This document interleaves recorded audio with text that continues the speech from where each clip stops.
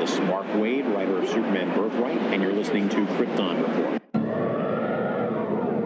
Up in the sky, look! It's a bird! It's a plane! It's The Krypton Report.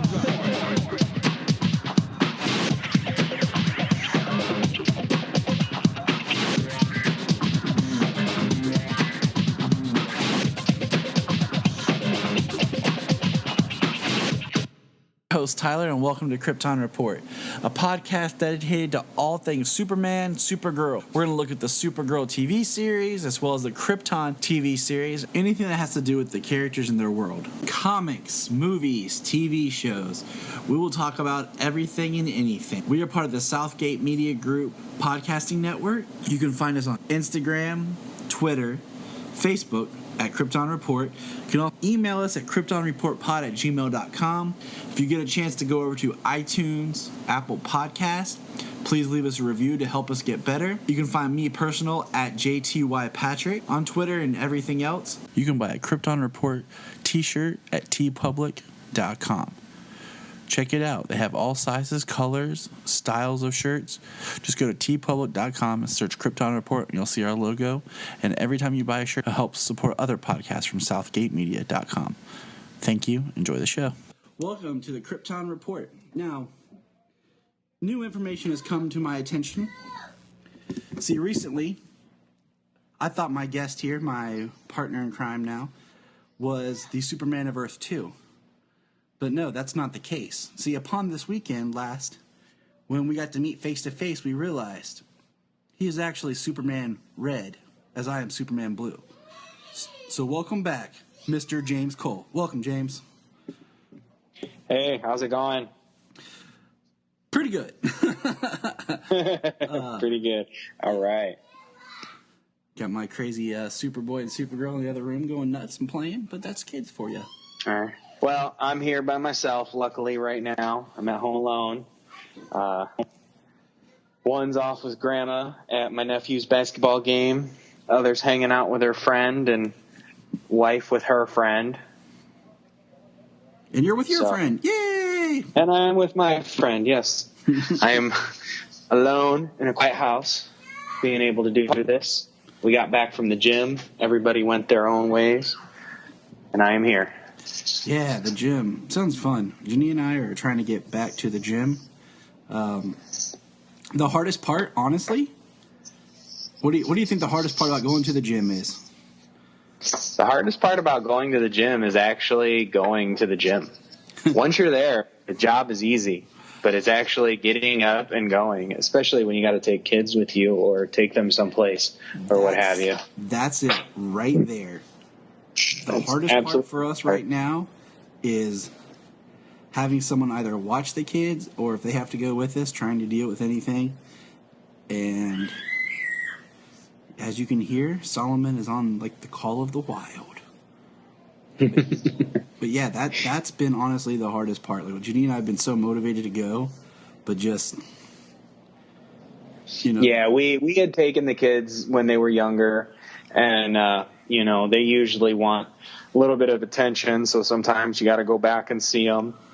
And, when they're younger, there's just more to deal with. So, when they get a little bit older and you can just drop them off and they can just play with kids and you don't have to worry about them, it does get easier.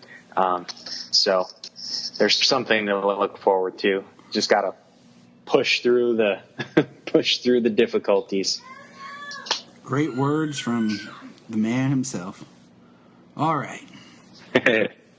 So, let's discuss. So much to discuss, honestly. But yeah. We got a lot of news over the last week or so. DC news. So. Yeah, basically about since last time we recorded. Solomon. Oh my gosh, my children are nuts. Okay, are you ready? Yeah. So, my crazy children. And we're going to begin with, first of all, let's start off in a weird spot. Wonder Woman 2. They've announced that the villain's going to be Cheetah. And then they announced that, why am I blanking on her name? Kristen Wiig. No, I was gonna say Emma Stone turned it down, so Kristen Wiig supposedly has been cast. What is your thoughts on Kristen Wiig being cast? Well, last I saw it was only in talks for the role. So has she officially been cast at this point? I don't know. I don't think so, Okay. but maybe. Yeah, I can't keep up with some a lot of hearsay stuff. Right. Yeah, but I mean, she's had dramatic roles. She's definitely, the way they're going to do the way they're probably going to continue doing the DCEU with a little more humor. I mean, I'm pretty sure she can easily play the archaeologist Barbara Minerva. Oh yeah, she can totally nail that. But when it comes to the cheetah aspect, that might be a little more in question. But I have faith that Patty Jenkins would be able to utilize her, and she did some good action with Wonder Woman 1. There were some reshoots when Gal was pregnant, so there's a possibility, and I trust Patty Jenkins to make a very good Wonder Woman 2. Yeah, I do too. I'm not going to completely rule out Kristen Wiig, but the thing is, I've never really liked her much in anything I saw her in. So that's like my first kind of like, oh, okay. It's not like some of the other crazy casting where I'm like, well, I liked them in this, but I'm not really sure if they would do good here, but I like them. This is more like, I've never really liked her. Yeah, honestly, I've only seen her in a couple of things. I know she's been in a handful of things. I've only seen her in a couple of things, and it was mostly her comedy stuff. I heard she was in The Martian, but I've never seen that yet, so I don't know how well she played. Maybe a scientist type in that movie, but. Yeah, The Martian I have, and I've tried, and I've started it multiple times, but then I'm like, I always kind of get sidetracked. So, moving on, this one's short. Metropolis is set to start filming this June. No casting has been announced, and I real guess quick, one last thing for Wonder Woman 2. I just saw that filming should begin May 28th in London. Well then. So one last thing on the Wonder Woman 2 topic. Well, there we go. No, what I was saying is Metropolis starts filming in June, and no casting has been announced. And I guess they're not going to shoot in New York now. I mean, originally they were going to shoot in New York, but they haven't said where they're going to shoot. So that's interesting. Yeah, I mean, the show was supposedly picked up from what I believe I saw in the early reports when they announced it, that they just picked it up, for a season worth of episodes. Streaming season, probably 10 or 13 episodes, but I thought I saw 13. But yeah, they're going to film, no casting, not even the true location of shooting yet. Very little info on Metropolis. I know, it's weird. We know it's going to series because it's on the streaming thing. But it's just weird because I figured we'd hear something. Well, as soon as they start shooting by June, we'll probably have a decent bit more information, at least casting. Yeah, I mean, based on what we've seen with the casting and the limited information that we've gotten about Titans, they've released, pictures of the Titans along the way, so we could only, hypothesize that Metropolis will be along the same way. So, I mean, that's just a little bit, not used really talking about till we learn more. Let's see, moving on. Oh, this is a quick tidbit. Right. Well, we know that comic book stories, I mean, even though it's Metropolis and it's not necessarily going to have like Superman or superheroes involved, Comic books and that stuff is generally better suited for the long form media. Sometimes the 20-some episodes for an entire season, like the CW shows, is a little, they have too much filler from time to time. Whereas, 10 to 13 episodes, they only have so much time to get straight to the point. So, and I feel like Superman-based properties have always done well on television. Even with the limited, budgets and effects and stuff, they've done well. So, anyways, what I was going to say is, I've been watching Lois and Clark. I told you. right. I wanted to bring this out to everyone if they didn't see the post that in an episode of season 4, he fights Baron Sunday, a voodoo doctor played by Cress Williams, otherwise known as Black Lightning. All right. I did see the post, and that's awesome. Been in the DC family for years. Didn't even realize it. Yeah. So I just thought that was cool to throw out to the fans. The other thing we can throw out real quickly is, if you remember when Justice League was first coming out, do you remember when they were dropping all those quick trailers? Mm-hmm. The character trailers? Or? Yeah, they did all the cool character trailers. They would release on Unite the Justice League's website, where you could take your picture with the characters, like symbol and effects and stuff. Mm-hmm. The movie has come, and next week will be on Blu-ray, and they've yet to unlock the Superman. I just want to bring that back up. There's 6 boxes, and they've yet to unlock the Superman. Well, that's rather disappointing. It's extremely disappointing. It's extremely disappointing. I just want to bring that back up because it's frustrating beyond belief. It's like they're washing their hands of the whole Justice League and just trying to move forward. That's disappointing. It's kind of how it felt before the Justice League even came out. But that's another topic. Yeah, what are you going to do?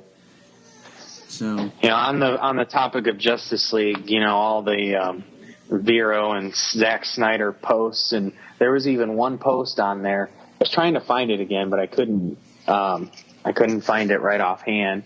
But somebody, a WB person, said, "I can't wait for the Zack Snyder cut."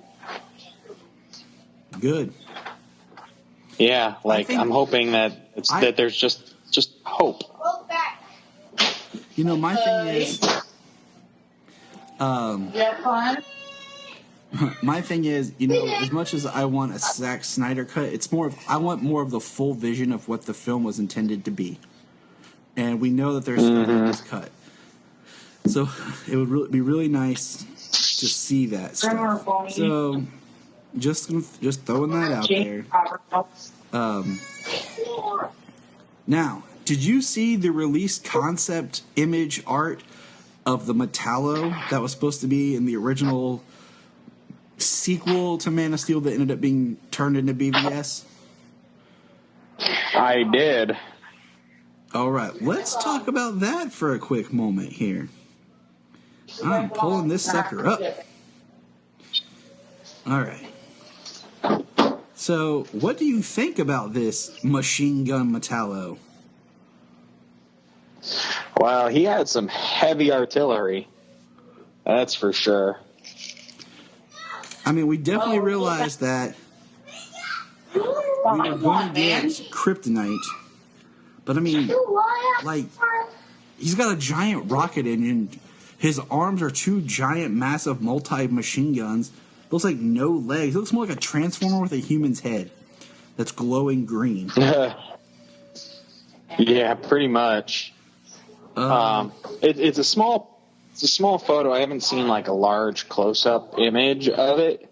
I mean, it's got some serious artillery, and obviously with the fact that Superman did, that the Kryptonians and Superman did what they did in the first Man of Steel, that would be a necessary, some heavy artillery. Plus with the green, I mean, looks like the World Engine, you know. Yeah. I mean, probably the same exact concept as they used the World Engine and the Black Zero, the gravity field created kryptonite, which they would probably use to power at least some kind of mech suit maybe, and weaken Superman in the fight with Metallo. See, I like the idea, like, with the idea that Metallo might have been made from some of like the wreckage of like the World Engine or something. Could have been really cool. But yeah, it's on the website. I posted it. You can find the Metallo if you scroll down a little bit. It's definitely very... It looks almost Michael Bay-ish and not Zack Snyder. Like, you know what I'm saying? But I'm glad this concept is scrapped. Metallo, I think, is cool, but that would have been something completely new. Moving forward, this is going to be a little bit of a quick shift. And are you ready to talk about Shazam? Yes, I am. First look at the Shazam costume. Initial thought. We got both like behind the scene production photos, so let's just say that first. One is the back, we see his back side view, and the other is his front. Yes. But it's also kind of obscured by a person and chain fencing. I think he looks cool. Yes, the first shot, you know, he's got the hood, you know, he's got the white cape with the gold trim, and he's got the hood, like the new 52 hood. I like it. You know, solid red. I have no doubt there will be, you know, probably some sort of filter, you know, to tone down like the bright red, you know. Yeah. Definitely is bright. I hope they don't, you know, freaking make it all like maroon or dark red. I'm positive they won't go as desaturated as, you know, Man of Steel started out to be. Yeah. But that's my only problem. then the second image, right? The second image at the front of him, you know, I even tagged you in an image earlier. The side-by-side shot from the new 52, Justice League War. Yeah. And it looks very similar, the way the lightning bolt is coming down on the chest. So the set photos, I mean, the costume looks great, and I can't wait to see it in action. Yeah, same here. And I figure we'll have, like, some electricity around him. Zachary Levi is looking good. I mean, he's bulked up. I mean, not exactly as big as I would have gone, like, for Shazam, being the fact that, in a way, Shazam is a little boy's idealized adult self. So, you know, yeah, I know. The only thing the boots are okay. That's the only thing I'm kind of like about, but you know these are set photos, so things could change. So yes, but yeah, I'm for Shazam. Right, and on the topic of Shazam, there was a Mark Strong set video as Dr. Sivana. Dude, I'm that came out for that. Like I had originally wanted Mark Strong to play, like when they talked about doing a Batman film, like in Arkham or whatever, and doing a bunch of different villains. I always thought Mark Strong would be perfect for Victor Fries. But man, Dr. Sivana, I loved when they eventually released the Shazam collection in the New 52. Because you know how Shazam started with just being like a couple of pages in the back of every Justice League issue? Mm-hmm. And then they eventually, I think it was like Justice League 20-something, is when Shazam got like his own, like he was the whole book because it tied in. But I like when they released the whole Shazam as a graphic trade. It's a great read. Like anyone who, like, just like Aquaman, anyone who doesn't like the character and thinks the character doesn't deserve the treatment it's getting, if you read, if nothing more than the first New 52 volume of the character, then you'll understand. Right. Yeah. I mean, they said they're not going the full New 52 route with Billy Batson. How much of a jerk he was. And I understand that for like I'm the sure reboot. they'll probably. Yeah, I'm sure they'll probably go in the middle there. You know. Come here. And Just come here. Come out here. you know, my thing with Billy was always I liked, and we're going to talk about this because since we have the Shazam movie coming, I want to hold off reviewing Superman Shazam until it gets closer, and then we're going to do Right. more some Shazam special stuff, that history of the character, Yeah. and you know, tie-ins more with Superman and how they started as we get closer to it. Yeah. But I really like the Billy gotten there, and we'll just leave it at that. Right. The Mark Strong set video was kind of cool though. Like a Shazam on a smashed hood of a police car, and then like he waves his hand and some cops like blow away, you know. So it shows that, you know, there's probably going to be, you know, magic involved. And I hope so, because and they cast, they I cast hope some they- other people, but I hope they do. I hope that he gets a little lightning bolt scar like on his eye, and his eye is glowing, you know, so where he can see magic and stuff. Dr. Savannah, yes. Yes. All right, and then the last kind of piece of news that we have is the 1980s cover was finally released today, actually, as we record. They released it today. And now we have the 80s. So what's your take on the 80s? Well, it's my second favorite piece of work. Detail, you know, out of detail, the 2000s is my favorite, but this one is a very close second. With looks like a Lexo suit, like flying across with the purple and green. Lois and Jimmy in front of a Daily Planet globe. So my thing with, I like this cover.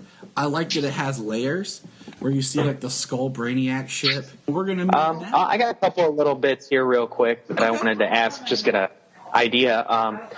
The Spider-Man Homecoming writers, John Francis Daly and Jonathan Goldstein, they have signed on to direct the Flash movie now. So that's pretty cool. Yeah, you know? it is. I mean, set. I wasn't a huge fan of their directing when they did Vacation, but I like John Francis Daly's acting. My wife is a huge Bones fan, so I've watched a lot of Bones, and those who aren't familiar with him, he played Sweets on Bones. I want to see his newest film he directed, or did he write it? Game Night? Yeah, I can't remember if he directed it and wrote it, or just one of them, but... I think they directed. I think he directed. Okay, so I want to see Game Night. I've heard good things about it, and I think you have to have some humor, some fun with the Flash, because that's, to me, as much of everyone else is so grounded, and especially the way they've portrayed these characters with. And I like the age gap. If you look at like the Flash from Bruce, there's probably a good 20 years almost between the two of them. Right. So I like the idea that the Flash is still looked at as like an equal, but at the same time he's younger. And I think that youthful energy is important to his character. I always think back about the scene in the Justice League. I can't remember if it was Justice League or Justice League Unlimited, where the Flash is trying to stop his villains, and he goes into the bar and he starts talking with the trickster about being off his meds and everything. Yes. That very kind of, compassionate towards those villains. Yeah, like that kind of humor, but lightheartedness. I would say lightheartedness more than humor, because I feel like when you say humor, people think dumb, stupid, just kind of be comical. But say lightheartedness, even though the Flash is fighting a dark tragedy in his life, is what it needs. Yeah, I'm kind of excited. Like, people are nervous about them going with the Flashpoint idea, if that's in fact what they go with. The Flashpoint idea for me, I think that actually works as a great story early too, like as a rookie mistake, like he learns he can time travel and he goes back to try and save his mother. Because with the years and years of experience, you know, it's like, would he really make that mistake to change something like that, knowing the repercussions as a veteran superhero? So honestly, I think that story would translate well for a young Flash. A young Flash, a rookie mistake. And I totally agree. I had never really thought of it that way. You know, when they announced Flashpoint, I kind of looked at it in the same vein as Civil War, where it's the title and it's the concept, but it's not the what do you call it? It's not the full-on book adaptation. And that's kind of what I think about with Flashpoint, because I honestly don't believe they'll go full-on Thomas Wayne Batman, Martha Joker. You know, I don't think they'll go that far. As soon as you do, it's no longer like it's Flashpoint, but it's not Flash centric. Not Superman. Kind of like how they say that BVS wasn't a Superman or a Batman movie. It was supposed to be a Batman Superman film. Right. You know, if you do too much, because I mean, you can almost argue, yes, Civil War is Captain America, but at the same, it's his story. But at the same time, there's so much time dedicated to a lot of other characters, and as much as I do enjoy that film, it does kind of feel like Avengers 2.5. Right. So, I mean, the way they did it animated, you know, it was still very heavily focused on the Flash. So, true. I mean, I think done right, you know, you can do it. And like I said, I think it would translate well as a good rookie story. You know, making such a large mistake and learning from that, you know, basically almost changing the world to be the end of the world. Yep. The way it was, and then, you know, I think that would translate to being that good mistake. So I think, you know, as long as they keep Flash centric, you know, he's still young, you know, that they would need some other backup characters. I mean, Jeffrey Dean Morgan as Thomas Wayne Batman. I mean, everybody wants to see that. Yeah, everybody wants to see that. You know, but he could easily take the show. So you have to be, you know, limited. Definitely keep the focus on Barry. But the next thing, speaking of Batman, is just you heard the rumor that Matt Reeves wasn't going to be directing the Batman, but so far it's been debunked that he's still officially moving forward with that. Here's my thing. As of right now, I'm still at the point that I don't care anymore. I want a new Batman film, but the thing is, I want this incarnation that we have now. Yeah. You know, I would be happier if we got a Justice League 2 or a Man of Steel 2 before a Batman film if they're going to change Batman. Because I'm not in the mood for another Batman. We know it's coming. Batman sells, so. Oh, I know we're going to get something. So we'll see. We'll see what happens. Everything's right now like he isn't directing. He is like I'm just like at the point like just whatever happens. You know. Yeah, right. That's about it. And the one thing I was disappointed about, the Oscar Memorial compilation they made. Adam West, I heard that Adam West was not in it. So, other news, did you hear this? Or no, wait, it was you that sent this to me. What was it about the Green Lantern Corps you were talking about? That they're interested in the Mission Impossible director to try and come aboard and direct the Green Lantern Corps movie. What is that, Christopher Corey or? I mean, yes, that's the name of the director. And I would be okay with that. I think he's got the right sensibility and action skills, especially if they keep with the Green Lantern Corps and having at least 2 major Earth Green Lanterns. Right. I know he did Rogue Nation. I think they're saying, is he doing Fallout? I think so. I'm looking it up right now. So, So with that, I did see some memes people putting about Tom Cruise as Hal Jordan. And you know what? Here's what I got to say. Yeah, he did direct Fallout. So here's my thing. I don't mind the idea of Hal Jordan being older and kind of road worn, much like Bruce Wayne. the veteran. Yes. Here's why I say don't cast Tom Cruise. The Mummy. The biggest I haven't problem. seen it yet. The biggest problem with The Mummy is that you cast a movie star.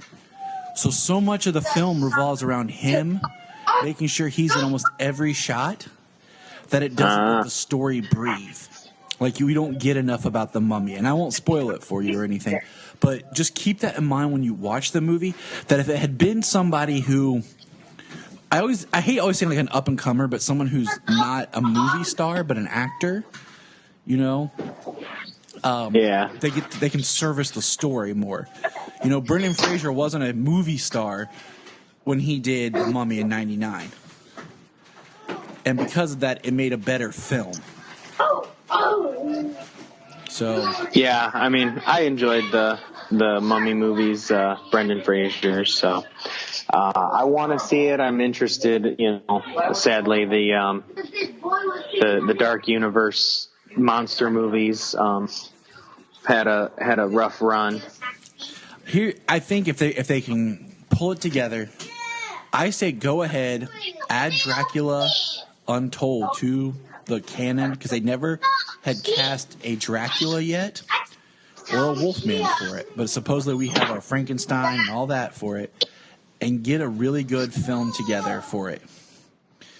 And you could still do a monster universe, because I would like that. And Solomon would like that as well. Yeah. Let's see. So it looks like he's worked on actually a lot with Tom Cruise, Valkyrie, Jack Reacher, Edge of Tomorrow. He's done Mission a lot. Impossible, The Mummy. He's written a lot. He's done a lot with Tom Cruise, so that might be also one connection why they and now bring up Tom Cruise with that director's interest. He's now oh yeah, just like when Ryan Coogler was hired to direct Black Panther, everyone kind of guessed, okay, so who's Michael B. Jordan going to play? You know? Mm-hmm. So, all right. So moving forward, we have a quick tidbit that this is the last month. At the end of March, you can no longer visit the Cleveland Library, where they have a huge Superman exhibit, which is weird because I figured they would have that through at least June because, you know, the whole anniversary. But so if you're near Ohio, like we both are, and we probably should try to get there if we can. Oh, yeah. Yeah, it would be awesome to go and see. We also saw today that supposedly this was October. Suicide Squad 2 is supposed to start filming. Filming in the UK. And that's all we know about that. So, as of right now, the DC films continue on with what we look at to be Shazam, Suicide Squad 2, Wonder Woman 2, and Flashpoint. So that's at least 4 films kind of to look forward to compared to what other rumors are out there. At least those 4 seem to be moving forward. Yeah, it's exciting to you know, when you hear some movement going forward. Obviously, Shazam being in production, being in principal photography now. And for those listening, here's a little secret. We started to record this podcast yesterday, but my kids were going crazy, so we stopped. My kids are still crazy, but better. And then we decided to record it the next night. So during that time period, guess what we got? Shazam! More Shazam photos. So quick, to the Shazam photos. All right. And these are awesome. I am liking. They are very close up. You get to see some of the detail on the costume. Yeah, just a lot closer. Better definition. I wonder if this one of the kid is that the kid playing Billy? Oh no, that's Freddy wearing the Man of Steel, the Superman shirt. See the cane in his hands. Yeah. So we got Or the one. crutch. They're still behind the scenes. We got a shot. Do you see the little tiger heads Yeah. on his cape buckles? Yep. We see a really awesome picture. We see him fighting Dr. Savannah. We have a shot of him on top of a police car. We have a picture of him standing in the background holding a cup of Starbucks. And Staying warm with earmuffs on. yep. And we get to see some great, definition of the belt, the cuffs, the cape, the lightning bolt on his chest. He looks great, Yeah, I'm very happy with the look of the costume. So I'm pretty And Mark excited. Strong is excellent. Oh, Mark He Strong was is great. excellent as Sinestro, and It looks like he does have the scar on his eye. Yeah. Oh man, he's the best part of the Green Lantern film. If anything, that movie's worth watching just for Mark Strong as Sinestro yeah, and Michael Clark Duncan as Kilowog. absolutely. Rest in peace. Yes. But yeah, these are some great shots, and I put them on our page, on our Facebook page, so that we can share. But yeah, Shazam's coming along. Looks like well, so that's exciting. And what I think is more interesting is it looks like Shazam takes place at Christmas, because when he's fighting Savannah, it looks like there's snow, and then there's a behind-the-scenes shot. It looks like someone holding stockings, and then of course the first picture we got, where it's the background shot of his cape, we can see it looks like mall Christmas trees. Yes, it does. So yeah, so that's pretty exciting. Yeah, I'm excited. I can't wait till April. I mean, got Aquaman coming down the line next, and then Shazam after that. It's exciting to be a fan of DC right now. And then it'll be Wonder Woman after that. I sat down today and I wrote down when Shazam came out, because you and I have talked about reviewing Superman Shazam so much, and I thought, you know what? Since we actually have the film in production, it would be best to hold that out. So next year, during the months of March, we're going to do a whole, whatever else is out, like Supergirl, Krypton Season 2, whatever. We'll do it, but we're also going to start talking some Shazam stuff, because there's a really great correlation between Shazam and Superman and why that was, and we're even going to touch on him when we get to reviewing Kingdom Come.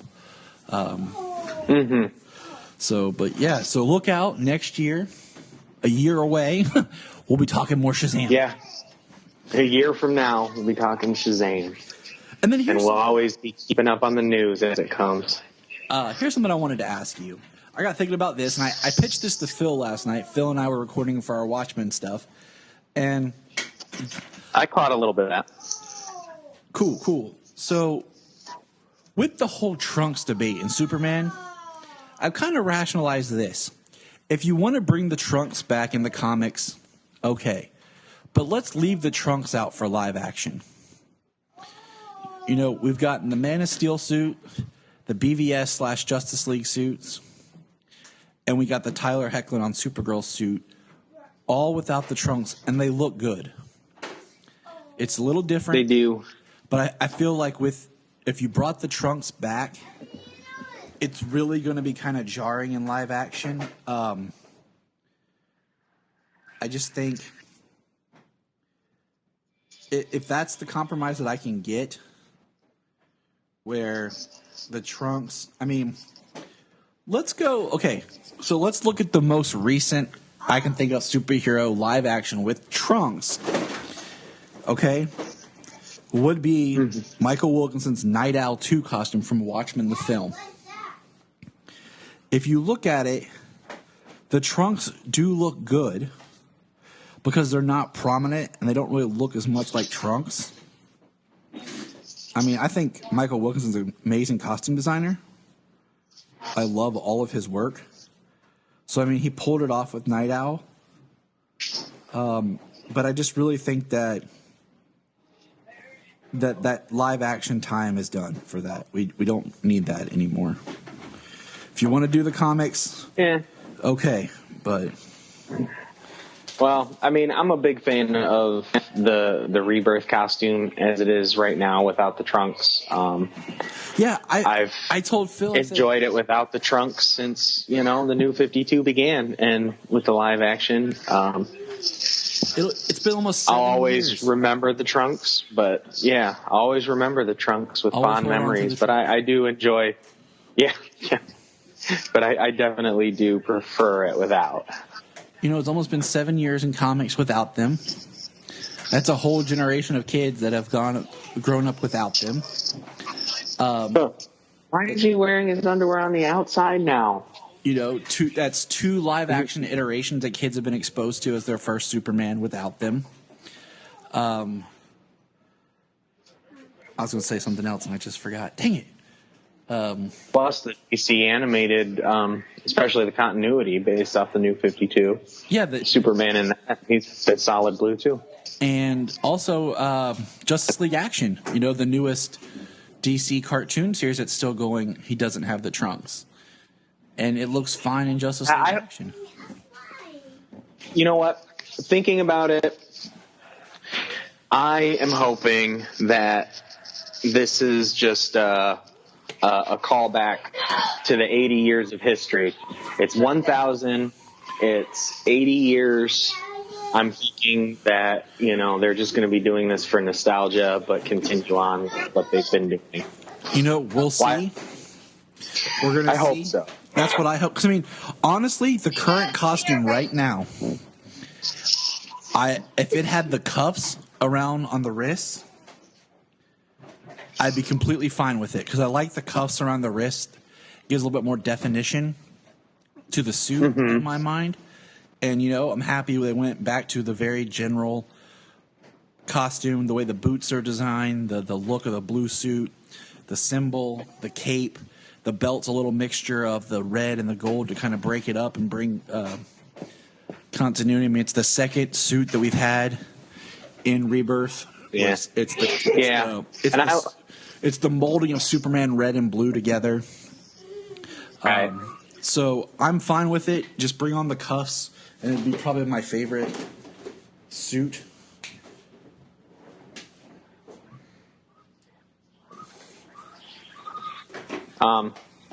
Just suit wise, the suit can be too blue. When it's that more of a duller type blue, it definitely looks better. When it's really blue and it's like bright in your face, it kind of needs that breakup. But when it's that dull blue that you've been doing, in action, I think. And that's why I think that having the red really belt with the yellow on it breaks it up just enough that it looks good. Yeah. The Shazam suit doesn't have trunks. I understand that it's part of Superman's heritage to have the trunks, but honestly, it's an outdated fashion, and please, I don't need it. Now, moving forward to what we came here to talk about. We have got it right here. J. Michael Straczynski presents Superman Earth 1 Volume 2. And I'll throw this out right now. This one has my 2 favorite parts so this one has my 2 favorite parts out of all 3 volumes. All right. And I'm just going to throw this out here. I think my daughter is an Amazon because she is strong for a baby. I'm talking strong. Like, I've been around kids. I know how they are. She is strong.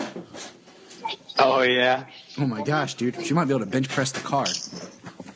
So, now did you notice, like, we talked about last time how, you know, this Superman Earth 1 was kind of being developed around the same time as Man of Steel and the similarities. Did you get some of the vibes that were in BVS from this book as well? I mean, a couple, you know, with the public perception and interest in the character. Yep, exactly. So, all right. So we'll dive in to page 1. It looks like it picks up probably almost the next day or two after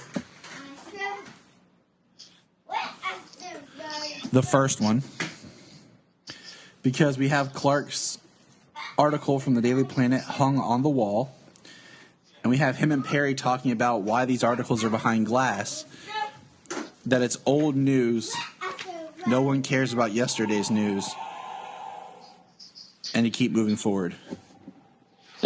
Mummified behind glass like butterflies on pins. And then It's a nice quote from Perry. And this is a cool Perry. And we got Sideburns Jimmy Olsen, the always changing James Olsen. And Lois, you know, makes another thing about Clark, and she launches her own investigation into Clark, and you know realizes he got all C's in school, not a C average, Yep. a C in every class. All C's, yes. He said, where is it? Right here is a quote. It says, "Day after day, he went to school. He did what he had to do, came home without leaving a single footprint. You barely knew he was there." Yeah. Because when we go forward just a little bit, you know, after Clark gets his new place, because the old place caught on fire when the Chunka ship activated. So he moved to a new apartment. And then Then the next page is introduction. the introduction to Raymond, who is a hitman of some sorts, who found out the partner he was working with kind of betrayed him by recording their activity, and he blows up a house and burns his partner in it. And then we get Clark smiling and walking as he's going back to his new place, and there's a guy obviously on drugs who is on the front step, and he's singing some Dylan. Bob Yes, Dylan. he is. Not Jacob, Bob. And then Clark meets one of his other roommates, and she knocks. He says, "Come on in." And, you know, everyone's shocked because he's so open and friendly. And she's very much very in your face. Yeah, there's an obvious way about her. The way she's dressed, the way she sits on his couch, and Presents herself. And what is her name? Oh, great Superman of Red.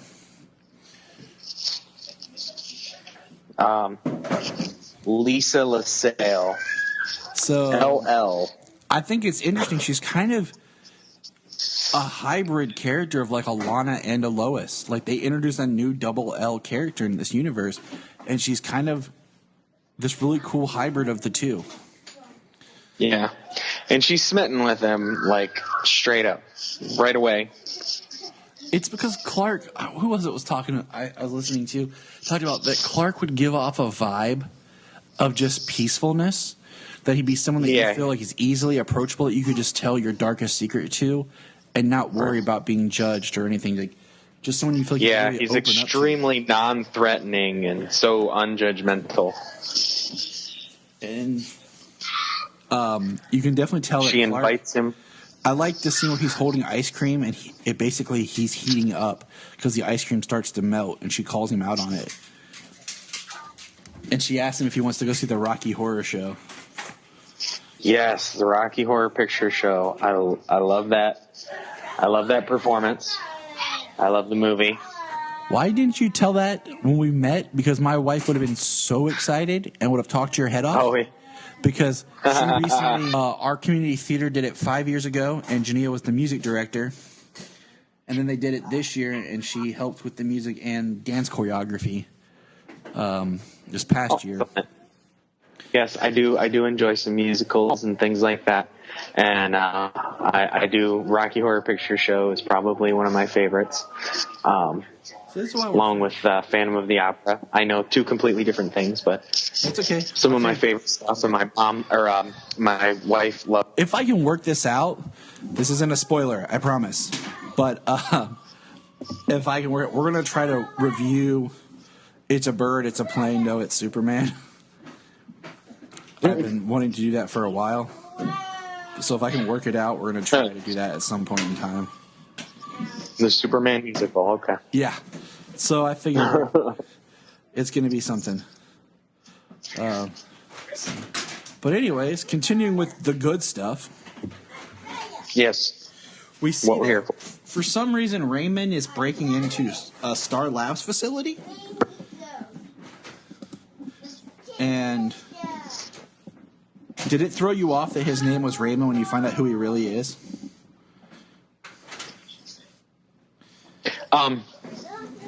Well, yeah, who he is, who he becomes. Yeah, and this so, and like when we did our discussion of what we would want to do for Man of Steel 2, this was always a villain pitch that I've had because I think he's a big enough Superman villain, but at the same time services the story. And that is that Raymond, through his Star Labs exploits, becomes Parasite. And I've always thought that Parasite would be a good villain because it's a big enough villain, but it's not a villain where it's more of a story serviceable villain where it allows our hero to feel what it's like to be human. Yeah. That actually is a good story point, which would work very well live action. As a character as well, he could be compelling. The way he is in this, how he's kind of always been violent and to the point of starting to kill people, and then becoming a hitman. Yeah, we learn here shortly. In the animated series, where the character of Parasite by a different person, Rudy, what was the last name? Yeah, anyways, Rudy he's Jones. more of a tragic. Rudy Jones, there we go. Yeah, he's more of a tragic version of Parasite, so could be used either way. But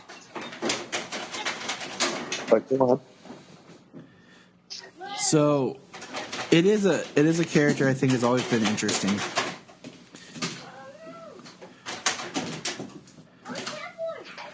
Okay. Gets caught up by a security in Star Labs and is chased around into a room where he has an accident. High energy Trino piece. Kind of reminds me. It almost looks like he's about to turn into Dr. Manhattan. It does. That's what it kind of really reminds me of at first. But then we cut back to Clark is outside the theater to see Rocky Horror with Lisa. And he gets a message alert that says the island of Bora Bora is hit by a tsunami. And we see him take off. And Lisa basically says, okay, next time. And we see him fly off. And then we get a giant, beautiful one-page spread of Superman. Yes, with the red trunks. With the red trunks. I know. I still think this version of the red trunks, though, and this Earth One version of Superman, the red trunks looks really good. Just for this version, I am still totally down with them staying away. Yeah, me too. I kind of I like his suit because they kind of do some tweaking here and there with it, and I feel like they didn't do enough with the trunks to make them look different. But I'll go with it. And then we see Lois with her boyfriend. I don't know if they ever name him. I didn't see it, but they're watching an interview where people are debating Superman's existence. And this is one of the things that made me think of BVS, because they say, where is it? Hold on. Might be on the next page, but Lois tells her boyfriend to leave because she's working, and we see she's investigating Clark. We see Clark show up, and there's all these quotes about the people in the island who probably don't want him there. He's throwing his weight around. He's doing this. All these things about that are negative about Superman is intercut with shots of him saving poor people. And Yeah. you know, the next thing is one of the most shocking is basically the warlord that is governing this basically tells Superman to leave or he'll start killing his people. And he drops a severed arm down and tells him if he stays, more and more will drop. And that who makes the guns makes the rules. So Superman leaves. And Yes, not wanting to put anybody else in harm's way just by him being there. And then it cuts back to Lois in her apartment. And the guys who are talking and debating say, well, now hang on a second. Isn't it possible just a little that he's not doing this for fame? He's not doing it to be a celebrity. He's just doing it because it's the right thing to do.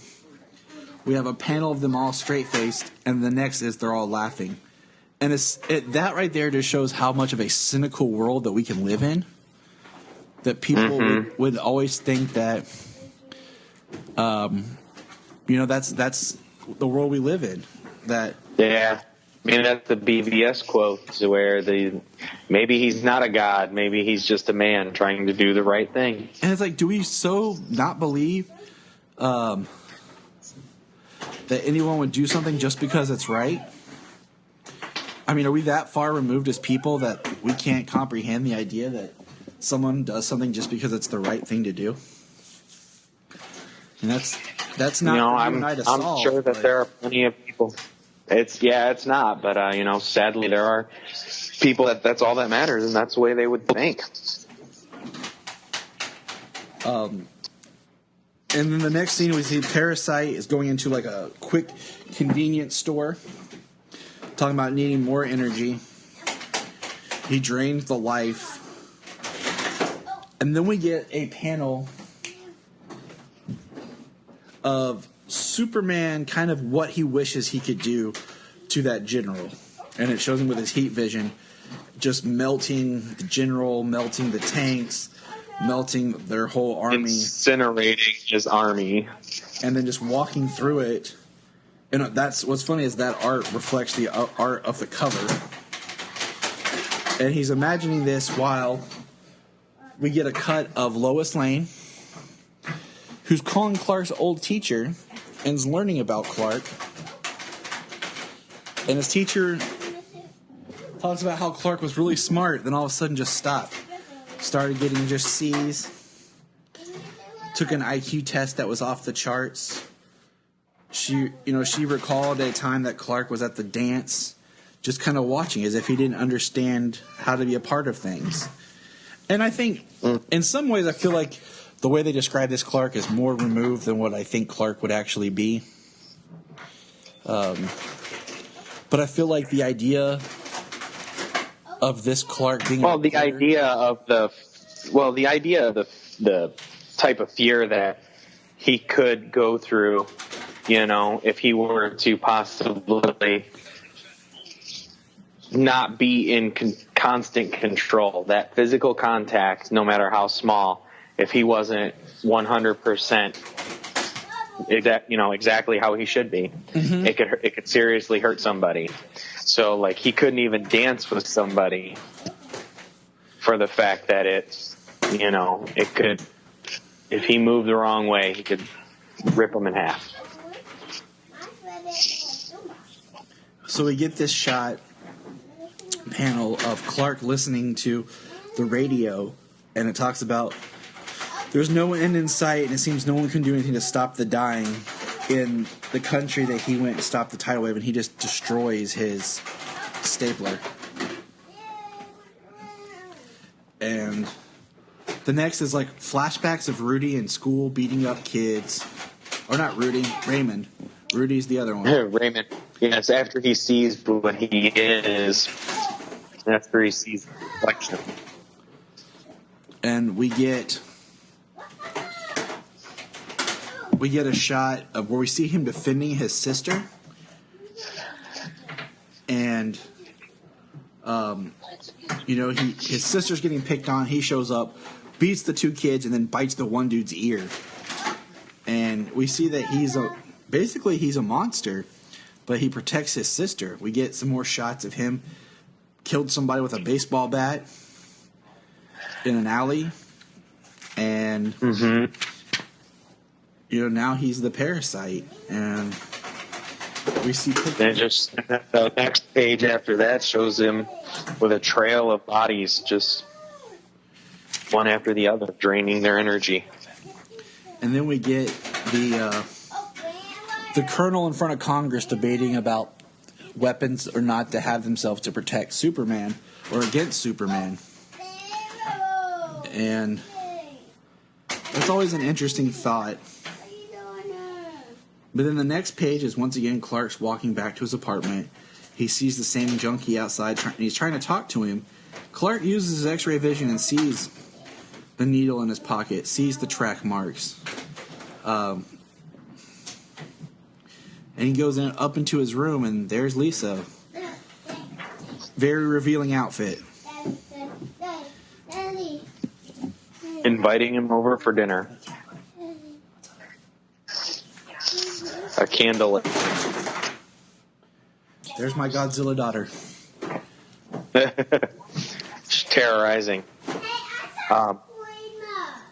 Yeah, he gets invited over to her apartment for dinner, a candle, and then he has a memory of which is great. His father. It's Pa Kent trying to give him a talk. Yeah, the intimate talk with basically Superman. Where is my favorite line? Hold on. I like it right at the end. He says, my favorite line is, I so did not want to have that memory right now. Yeah, that, and then where is it?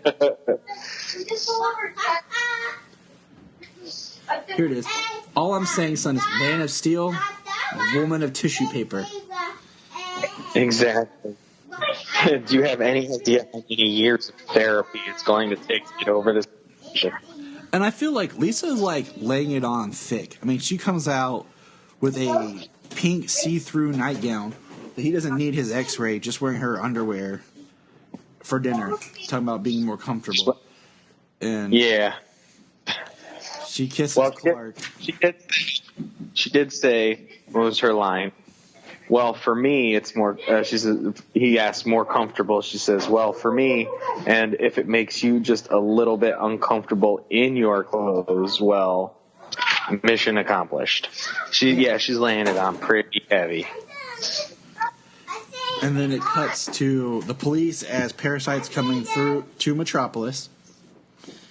And then it cuts back to them, and Clark tells her the story of Fuzzball. And I'll tell you right now, I am not a cat person at all. But in these 1, 2, 3, 4, 5, 6, 7, 8, 9, 10, 11 panels, I teared up. It's a beautiful story that they fit into 2 pages. I mean, that is great writing that he just spins about how Clark saved this cat and how it was the first thing he ever loved. And he felt connected to it.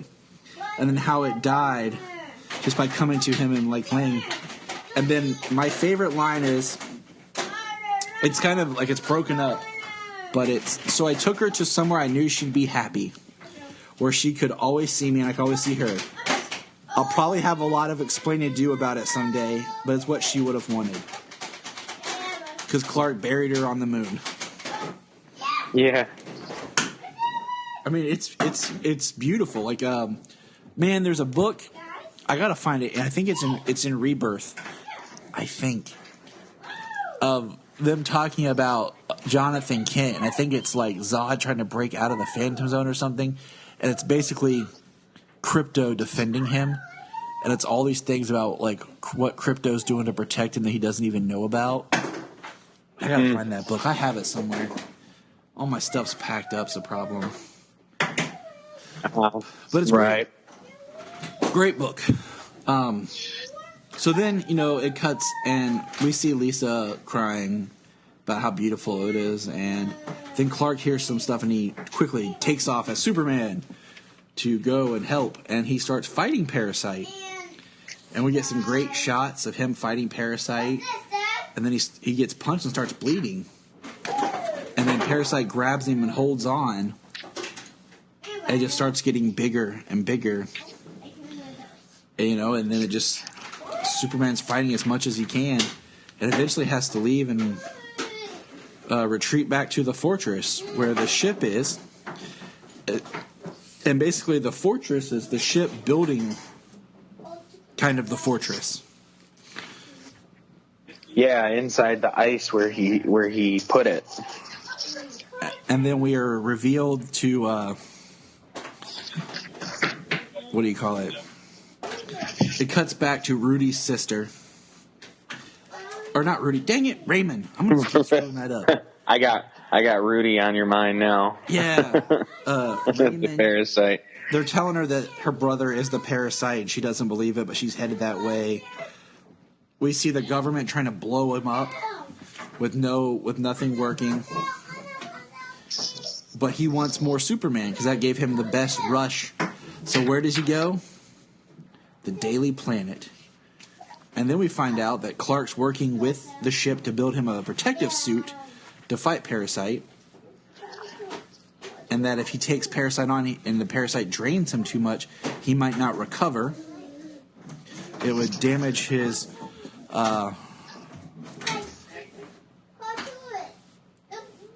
cells. But he still goes. Operate through the ability of your cells to process the radiation from the local yellow star. If that ability is inhibited or destroyed.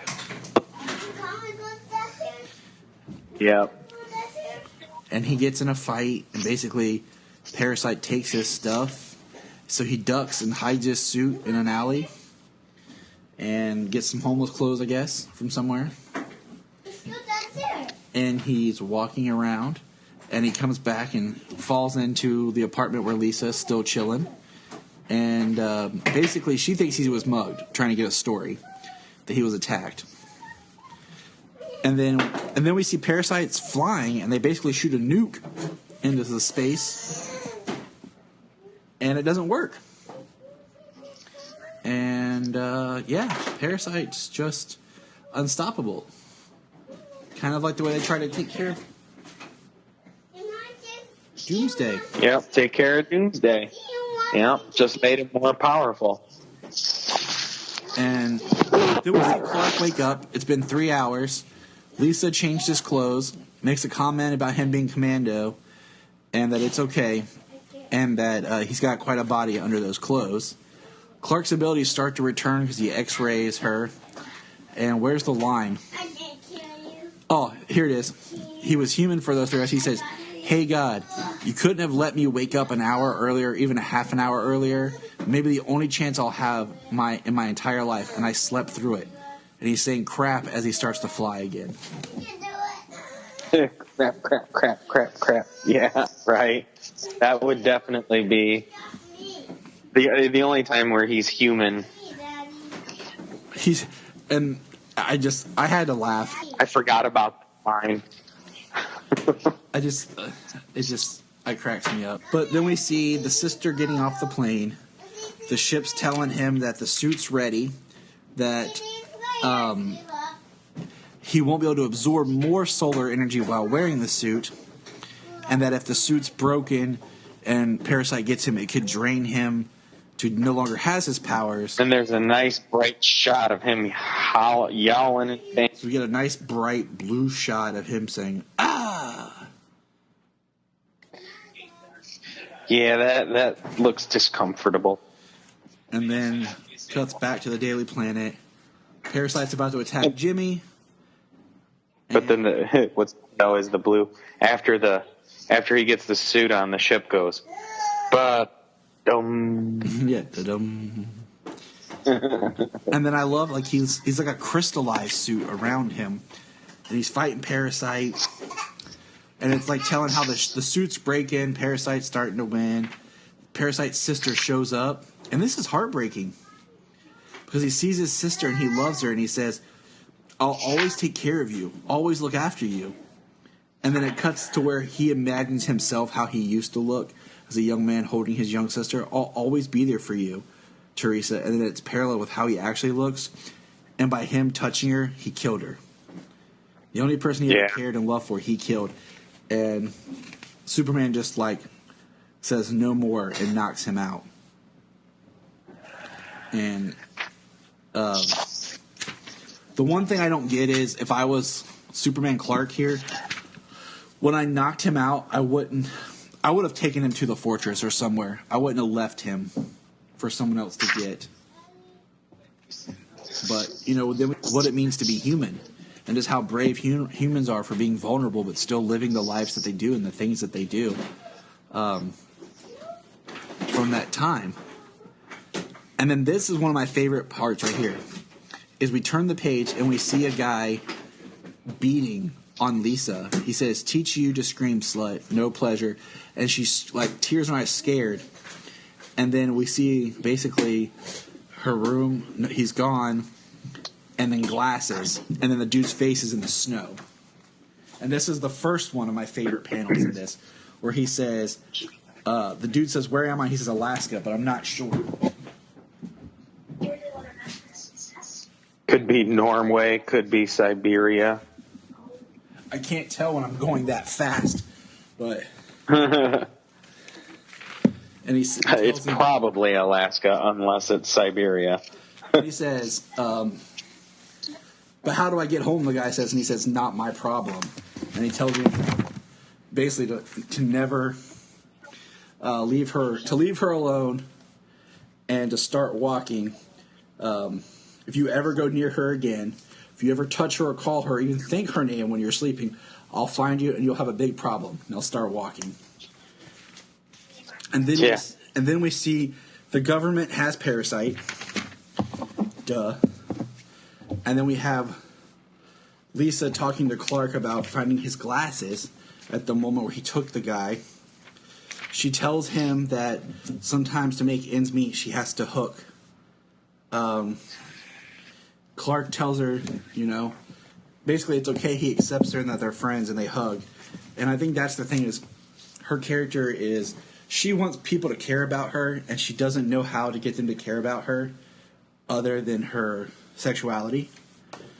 And that's why she came on so heavy to Clark, is because she wanted him to like her so much and care about her because he was genuinely a good person. And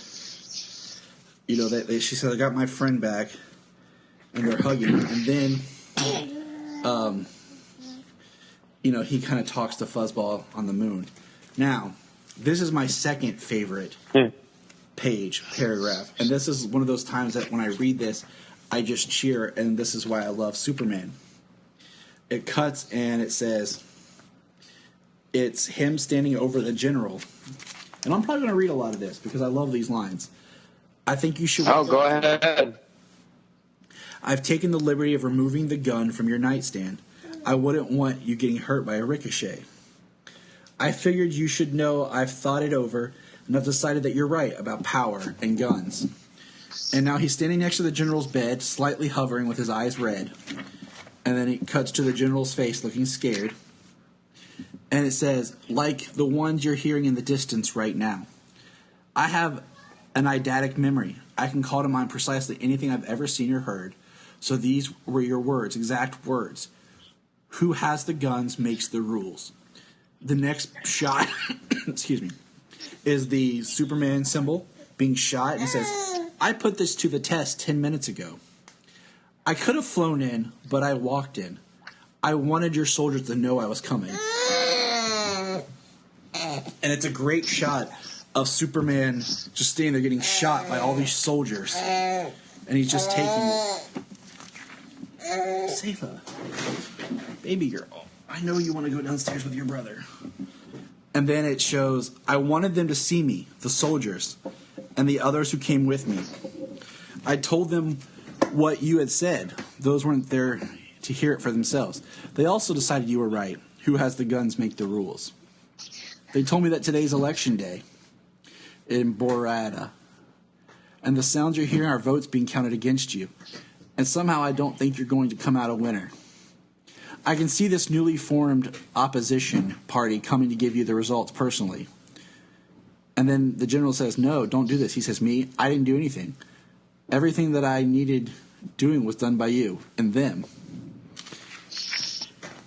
And then you see the general, basically the people come in and Superman's flying away and says, on second thought, maybe that whole who has the guns makes the rules idea isn't right for me. But I have to respect your point of view. You said it, you believed it, and that's good enough for me. And he flies away. And then we have Clark at the Daily Planet. This is Clark going into his apartment, and we find out that the druggie OD'd and died. And that nobody knew him. And when they go into his apartment, there's S's painted everywhere. And it says things like, why didn't he save me? Why can't he save me? Nobody ever saves the day here. And there's Dylan lyrics all over the page, and you can just see the hurt in Clark that he could have done something but didn't. The next page is the government contacting the Luthors, or Lex Squared, or Lex 2, because it's Lex and his wife, which is going to help set up part 3. We have the Daily Planet where Perry is talking about that's a good story that Clark wrote, but no one's really interested in front page human stories. A man died, and he says people always die every day, Clark. That's misery out of it. Good men, bad men, not enough bad men, if you ask me. Celebrities and nobodies. It's a worthy story, but it's a good feature. But one more kid dying of heroin overdose just isn't news. And Lois hears all this, and it kind of tricks her into rethinking, investigating, and who Clark is. And then Clark gets a call from his teacher and finds out that Lois was investigating him.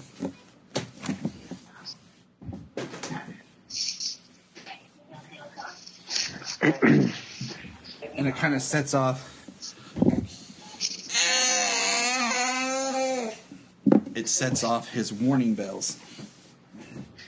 Yeah, that she's looking into him and who he is. He x-rays and sees that she has a file on him now. And then it cuts back as a postscript to basically the Luthors talking about basically getting a government contract to kill Superman. Which, in this version, Lex isn't just hating Superman.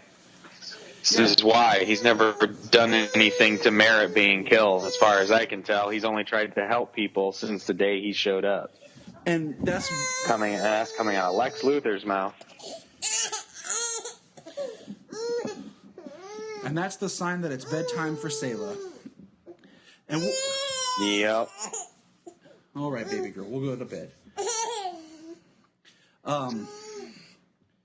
So we'll talk more about Lex next month when we do part 3. We'll get in depth with that. And all right, so there we have it. Hold on. You can find us on Instagram, Twitter, Facebook at Krypton Report. You can also email us at kryptonreportpod@gmail.com. If you get a chance to go over to iTunes, please leave us a review to help us get better. If you're an Amazon shopper, just remember you can go to southgatemediagroup.com. There's a portal log into Amazon, and you'll shop into your account just regular, but it also helps keep all the podcasts on and helps keep Southgate running. Remember, look up in the sky.